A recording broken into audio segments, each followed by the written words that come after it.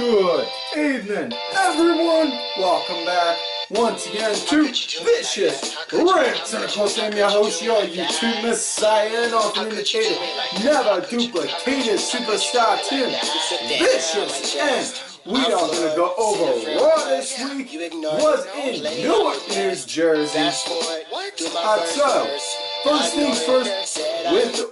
first things first on it, it comes out, Kurt Angle comes out, emphasizes about with the brawl between Braun Strowman and Roman last week, and winds up pretty much saying the storyline injury, saying he shattered his elbow. Honestly, he didn't really shatter his elbow, but he did have to get elbow surgery, so he's going to be out for at least 6 months, they say. So, honest to God, Survivor Series can't come here soon enough now, because that is going to be one hell of a show, because I already picture it now. Right at the end, in middle of nowhere, just going to hear, and then the roof is going to blow off that building when he comes back and destroys everything in front of him. But either way, there was obviously they were going to have them, Braun and Roman. It was leading up to what was looking like an ambulance match at Extreme Rules. And then it looked like we were going to wind up getting a match between Braun and Brock Lesnar at possibly SummerSlam. But now we're not. So, plans as they are come arise, and in the infamous words of one Paul E. Heyman, the E for Extreme, of course, when there is chaos, there is opportunity, and opportunity does present itself in this fact, but because Kurt did say at Extreme Rules, we're going to have a fatal 5-way Extreme Rules match to see who's the #1 contender for Brock and the Universal title. It's going to be Samoa Joe, Finn Balor, Seth Rollins, Bray Wyatt, Roman Reigns. Now, obviously, everyone's going to automatically think, oh, for fuck's sake, this is just, who's going to be the one that takes a pinfall for Roman? Honestly, folks, and I bring this up all the time, let the fucking story breathe and play out first before you speculate who's going to win what. Before you think, oh, this is just going to be a shit match.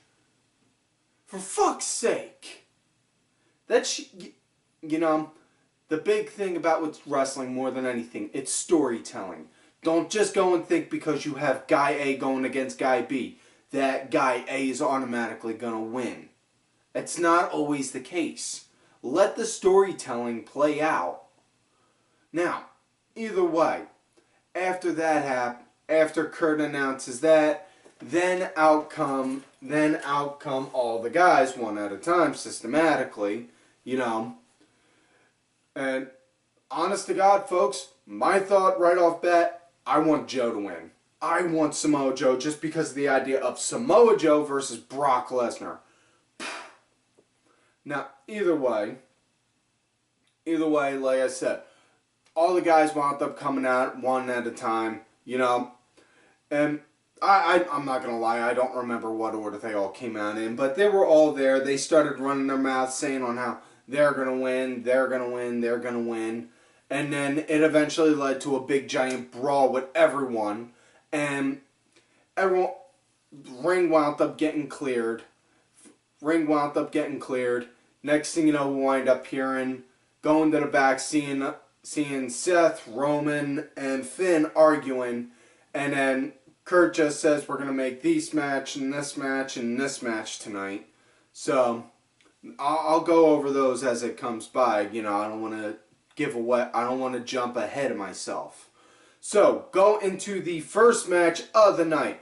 It was Brother Nero, Jeff Hardy, going up against Sheamus himself. Jeff, right off bat, just goes and starts swinging at him like crazy. Going to try and take out Sheamus as quick as humanly possible, But once he gets him to the outside, he tries to go over and do a dive. Next thing you know, Sheamus catches him and wham! Slams him up against the security barricade. just stops him dead in his tracks right there. Sheamus winds up picking up momentum, and he winds up carrying it for a good bit, but as the match goes on, Jeff, he starts to pick up a bit of momentum, winds up hitting what kind of looked like a stunner or like some kind of a jawbreaker. Sheamus, he was up on the top, looked like he was coming down to do an axe handle. Just as he came down, Jeff, boom, hit him, caught him right there. Like I said, it looked kind of like a stunner, but nah, and I'm not going to be one of those kind of people that'll go and say, well, that move was supposed to be this, but it's not. Leave that for the smarky McSmarkertons that want to go and still bitch about someone that got signed to WWE not using their real name or their indie name. Either way,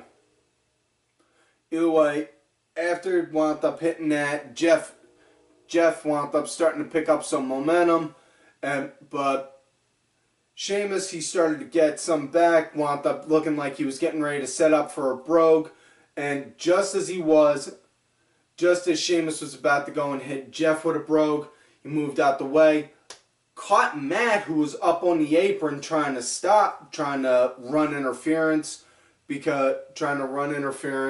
from Cesaro, and the way Matt, it looked kind of like Matt botched the way he was supposed to get hit, because it looked like he got hit, and then Sheamus threw another boot, and then he fell down and landed on Cesaro. Whether that was really a botch or not, I don't know. That's just, again, your humble host's view and the way I observed it. Either way, though, after that, Jeff wound up hitting Twist of Fate and then got a Swanton in. After that, 1, 2, 3, that was that.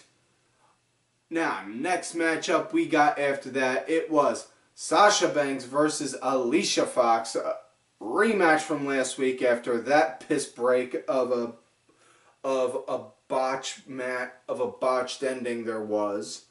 And this match, it was just as much of a piss break in my opinion. I'm not going to lie, and not knocking either girl. Both girls are really good hard workers. Really like seeing them perform. It's just, what is it I'm trying to follow and I'm trying to stay on task with it, but I'm not seeing any storytelling. I'm just seeing a generic match. That's the thing. Now, Alicia Fox wound up getting the win, surprisingly, because, and again, your humble host's view on it, what Sasha wound up getting tossed over the top rope, and the side of her hip, like the side of her leg right here, boom, hit the apron, and she looked like she legit was hurt. So I'm thinking that, the way it looked like that Alicia wound up getting the win because of that. That was it. Either way, though. Next matchup we got Miz versus Ambrose for the coveted Intercontinental Championship. And now this had a nice good back and forth just to start out with, Miz, he has improved leaps and bounds, and dare I say, he is one of the top mid-carders now. I wouldn't put him in the main event caliber, but he is definitely top mid-carder, I absolutely love seeing the way this guy's working anymore, It's like he's got this kind of style, it's like he's doing a style that's like saying, fuck you to all the people that just want to see the quote-unquote indie darlings get pushed, Either way, though, like I said, nice back and forth to start out with. Miz started to pick up some momentum as the match went on, though. And gotta say, at one point when Miz shot Ambrose up against the ropes, he did that McGinnis lariat, the bounce off the ropes. Just beautifully. Ambrose went to go club him. Miz just beautifully swooped under and around and locked in the skull crushing finale, just a quick fluid, like they practiced that like 900 times earlier in the day. Just whoop, boom, got it like that. And it was just one, like, just sheer fluid, like pure fluid movement right there. I absolutely loved it. You know, now either way, you know, like I said, this had nice, you know, like the match, like the layout for it, you know. Was not a fan of the ending because on how the ending was, you know, Miz went to, you know, Maryse was distracting the ref. Miz went to go do a low blow. Dean caught his wrist just as he was about to go hit him in the ding-ding. Next thing you know, kicked him squatting the nuts right in front of the ref. Ref called the match. So Miz technically won by a DQ because he got hit with a low blow. Dean's still the champion though. But afterwards we see a backstage segment with Miz talking to Kurt saying he wants a rematch. And this time he does not want the champion. He wants no champion advantage. So title can change hands. You know, title cannot change, or yeah, title can change hands, should say, via DQ. So, you know, and honestly, you could see that part of the story, that match built up right from the low blow. But either way, like I said, it's all part of the storytelling. You know, you know. Now, next matchup we got cruiserweight tag action, and thankfully they're starting to skim down on the cruiserweight formula to where we get like one match a night now. And unfortunately, it's the generic cruiserweight tag team match. You know, we got Neville and TJ Perkins going against Austin Aries, the greatest douche nozzle to ever clog, and Jack Gallagher. And right off bat, Aries and Gallagher, they start out right off strong, clear the ring. Come back from break though, Neville winds up isolating Neville and Perkins. They wind up isolating Gallagher, working him good. You know, Aries winds up getting a hot tag. Or not, I'm sorry, not Gallagher. They isolate Aries, I should say. Gallagher's the one that gets the hot tag. You know, and still get mad though, Noam, seeing Gallagher throw out those headbutts just because of the simple fact, like I said before, on, you know, headbutts, they feel they should be put on the short list of banned moves in wrestling, given everything we know about concussions and head trauma, and especially what happened to Shibata. You know, I brought this up last week. Shibata, he hit a headbutt on Okada in a match in New Japan so hard that he gave himself a subdural hematoma. You know, that right there just shows you, okay, obviously, he works very stiff. Respect that. But you need to, you know, the performing a move like that, the risk outweighs the gain. You know, that's just on how it looks, and that's on how it's perceived. And, you know, take it from somebody who's thrown out headbutts and has received headbutts. It's not pretty. Either way, though, honestly, still think headbutts should be on the short list of banned moves. But back to this tag match, you know, it was pretty much a kind of tag match, but match came to an end with Perkins hitting a detonation kick on the Gallagher, got the 1-2-3. That was it. Now, excuse me. Either way, next matchup we got is Finn Balor going up against Roman Reigns, and right off bat, Roman was real aggressive. You know, Finn, when he was mounting his shots in, he wound up throwing them out there. He was getting hit. Finn, when he was throwing out his, he was targeting Roman's shoulder, which is good because he still has it bandaged up. Definitely want to highlight that part, you know. Saying that, okay, yeah, you got that big giant bandage, make that a target. Make that visible. Make it say, okay, yeah, I'm working hurt, but you know what? Screw you, I'm still doing this. And there's nothing that you could do to stop me. You know?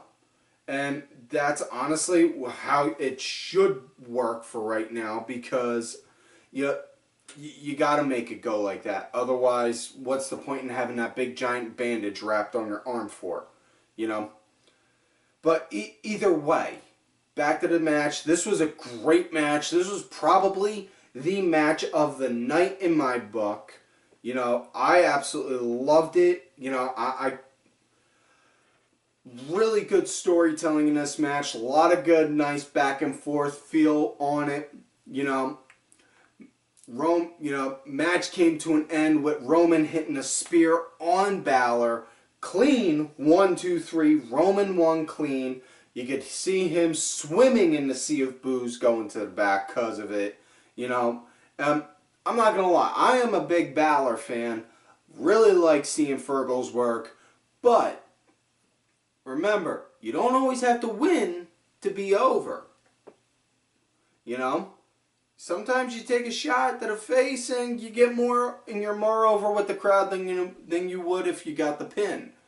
Now, either way, next up we got another piss break, which was even more piss breaky, if that could be even possible, than the first one. It was Enzo and Cass coming out for whatever reason, and then Titus O'Neil and Apollo Crews, and Cass saying that he's going to do a match with Titus while Titus was wearing like a $3,800 suit, and just don't understand the meaning behind all this. But either way, afterwards, Cass wound up knocking him out relatively easy. Afterwards, Enzo stole Titus' phone, went to go do a picture with him, knocked down. You know, and Apollo just, boom, hit him with an insecurity. So Crews is finally healed. So now, when he smiles, and I complain about him smiling too much, I can complain about him having a bad guy smile. Now, real quick, want to bring up points that happened that were not matches. One, Golden Truth came out to go and start one. And just as R-Truth was doing his what's up thing to the crowd, boom, Goldust turned heel on him and beat him senseless, and then left it at that. Also, Alexa Bliss wound up coming out, cutting a promo, comparing Newark, New Jersey, saying it was the sweat gland of America. Next thing you know, Bayley comes out saying she wants her rematch at Extreme Rules. Alexa beats the crap out of Bayley. Hits her with one shot from a Singapore cane on her back. And Bayley topples over like she just got beat like a freaking redheaded stepchild. You know, I'm sorry, but that was just horrible. Horrible way. And then they do a backstage segment with her sitting in the back with the medical docs icing up that spot. I mean, for crying out loud, Roman Reigns, you know, rewind the clock back about a good two, maybe 3 years ago, I think. Roman Reigns wound up getting whacked with a Singapore cane at least roughly 40 to 50 times. And then put a picture of on his back, bleeding and swollen out there for everyone to see, saying, yeah, I had a rough night. But God forbid, Bayley takes one shot on the shoulder and then starts crying immensely. And Kurt says, you're going to have a match and it's going to be this and this kind of a match. Bayley says, no, I want payback. I want revenge on Alexa. Says, okay, fine. And then he channels his inner Vince Russo to make it a Singapore cane on a pole match. I wish I was making this part up, folks, but really, it's a Singapore cane on a pole.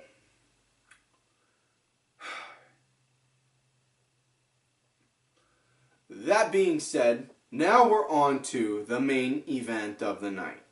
Bray Wyatt versus Seth Rollins. This had nice back and forth going through the whole show. Through this, or not show, I should say, bad choice of words on my part, through the match. Well, obviously, guys were, Bray started to have his moments, Seth started to have his, but it was more like it was back and forth, like, alright, it was just beautiful, just, wow, loved it. Just as Seth was starting to mount his comeback and it looked like he was going to have it all for the win, next thing you know, boom, out comes Joe.